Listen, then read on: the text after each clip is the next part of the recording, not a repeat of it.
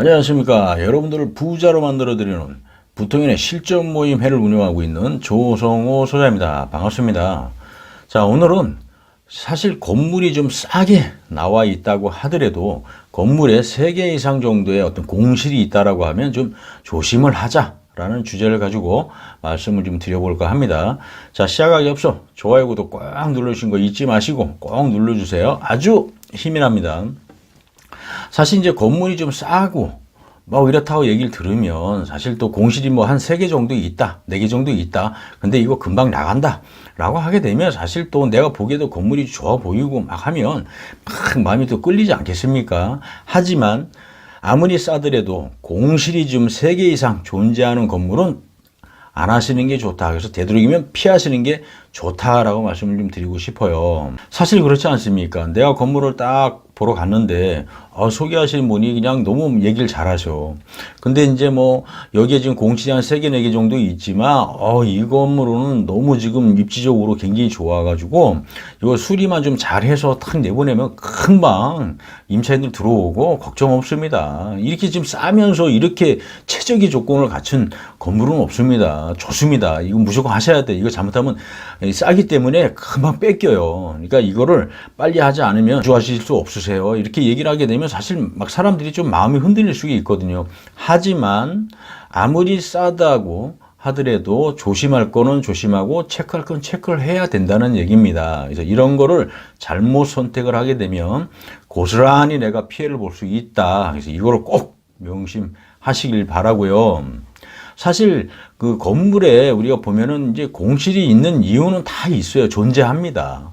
뭐 주변 지역이 사실 그 건물 주변 지역으로 해서 뭐 환경이 별로 안 좋다든지 뭐 예를 들어서 또 교통편이 별로 안 좋다든지 뭐 또 건물이 이 상태가 별로 안 좋은데 주변 지역의 건물들보다 임대료가 좀 비싸다든지 뭐 그러니까 월세가 좀 비싸고 뭐 안 좋은 상태에서 뭐 여러 가지들 그리고 뭐 건물에 좀 문제가 있을 수도 있고 여러 가지들의 이유가 있어요. 그러니까 이런 것들을 제가 뭐 하나부터 열까지 다 짚어줄 수는 없지만 사실 이런 부분들이 있기 때문에 무엇이 됐든 간에 공실이 건물에 있는 거예요. 건물이 아주 좋고 입지도 좋고 아무런 문제가 없으면 그 건물에 이유가 없잖아요. 공실 생길 이유가 없어요. 어쨌든 공실이 좀 3개 이상 존재하는 건물들은 좀 피할 필요가 있다. 그래서 체크를 좀 잘 하셔야 된다는 얘기입니다. 그래서 여러분들이 이런 거를 사실 잘 알고 하려면 사실 이런 부분에 대한 그거를 우리가 좀 배우고 공부를 하셔야 돼요. 이 건물 사는 게 단순하게 우리가 뭐 돈 있다고 딱 건물 사는 것이 아니거든요. 이 우리가 건물을 체크해야 될 거. 임차인들이 들어와 있는데 문제가 있는 사람들이 있는지, 내가 감당하기 힘든 사람이 있는지, 혹시 연체하는 사람들이 있는지, 연체하면 몇 명이나 있는지, 이런 부분들. 그래서 만약에 연체하는 사람이 있으면 이거를 어떻게 내가 인수할까 말까, 막 여러 가지, 이건 문제점이 크거든요. 연체하는 사람이 한 명만 있어도 사실 엄청난 스트레스거든요. 사실 이 문제야, 학교로 표현하면 진짜 문제 하나 딱 안고 간다고 생각하시면 돼요. 그래서 이런 것들도 있다라고 하게 되면 내가 건물을 살까 말까를 심각하게 고민을 하시고 판단을 하셔야 돼요. 그냥, 건물값이 싸다, 뭐, 어떤 이런 이익이 있다, 이런 것 때문에 우리가 그런 건물을 샀다, 잘못하면, 심적으로 병들고 병원 다닙니다. 그래서 이런 것들을 우리가 체크할 게 굉장히 많습니다. 여러분들, 건물 하나 사는 거 쉬운 게 아닙니다. 잘 생각하고 잘 배우고 잘 판단하고 잘 파악해서 구입을 하셔야만이 절대 손해가 없다라는 겁니다. 우리가 이제 이렇게 보면은 사실 교통편도 좋고 막 대로변이고 막 이런 주변 여건도 좋아. 막 그런데 건물에 사실 의외로 또 공실이 막 있어.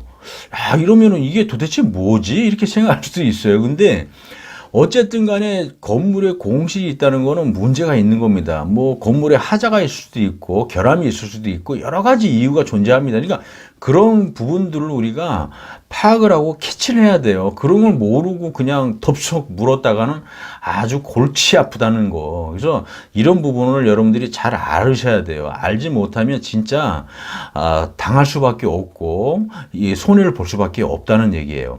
그리고 우리가 이제 건물을 딱 보러 갈 때 사실 보면은 대부분의 사람들이 건물을 딱 보여주면 그 건물만 보고 주변 지역 한번 훑어보고 교통이 뭐 지하철역하고 얼마나 어디가 가까운지 이 정도만 이렇게 사실 파악을 해요. 그리고 주변에 유동인구가 좀 많이 다니나, 여기 상권이 활성화되어 있나, 이렇게 생각들 하면서 훑어보는 정도로만 끝나거든요. 그리고 딱 봤을 때 건물이 너무 좋다, 자기 마음에 든다라고 하면 사실 또 계약을 하는 경우도 많이 있습니다.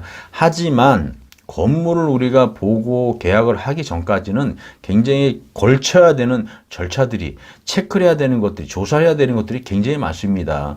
하지만 제가 하나의 팁을 잠깐 말씀을 드리면, 우리가 건물을 딱 보게 되면 진짜 건물이 마음에 든다라고 하면 그 건물이 있는 주변 지역에 있는 건물들이 많이 있을 겁니다. 존재하겠죠.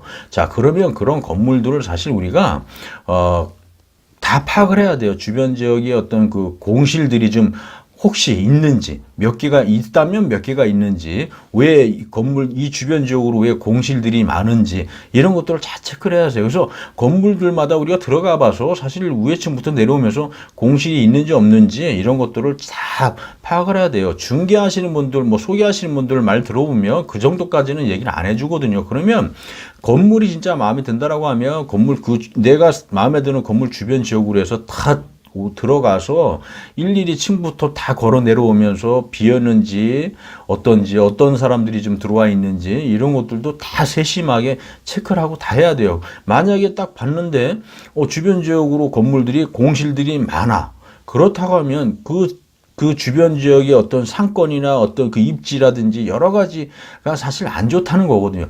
예를 들어서 상권이 좋고 그쪽 지역이 굉장히 주변 지역이 좋다라고 하게 되면 그 지역에 공실 생길 이유가 없거든요. 근데 그런 부분들이 공실이 존재한다라고 하게 되면 어쨌든 문제가 있는 거다. 그래서 그 2차적으로도 주변 지역을 우리가 더 세심하게 파고들고 분석하고 해서 파악하고 해서 마음에 든다라고 하면 그런 걸 다 파악해서 잘 선택을 하셔야 된다는 얘기입니다. 이런 것들도 사실 우리가 잘 모르고 안 하시거든요. 내 건물에 내가 마음에 드는 건물이면 그냥 그것만 보시고 주변 지역 이동인구라든지 뭐 이런 것만, 교통편 요 정도만 본다고 합니다. 하지만 절대 그렇게 해서는 안 되고 전체적인 건물을 바운드로 해서 주변 지역을 쫙 조사를 하고 파악을 하셔야 돼요. 그래야만이 건물 투자하는 데 있어서 절대 손실이 없다라고 말씀을 드리고 싶습니다. 저희 부통연하고 같이 이런 공부 좀 하시면서 건물을 좀 구입을 하시는 건 어떻습니까? 저희 부통연은 여러분들에게 이런 분석하는 방법, 건물을 우리가 구입을 할 때 뭐를 조사를 해야 되고 어떤 걸 우리가 좀 파악을 해야 되고 무엇을 질문을 해야 되는지 이런 세부적인 부분들을 저희가 교육을 시켜드리고 알려드리고 있습니다. 같이 저희 부통연하고 공부 열심히 해서 한번 건물주가 돼보시는 건 어떻습니까? 자, 오늘은 여기서 설명을 좀 마쳐볼까 하고요. 인터넷상에 부통연이라고 치면 좋은 정보 계속 올릴 거니까 여러분들 꼭 들어오시는 거 잊지 마시고 꼭 들어오세요. 자, 오늘은 여기서 설명을 좀 마쳐볼까 합니다. 감사합니다.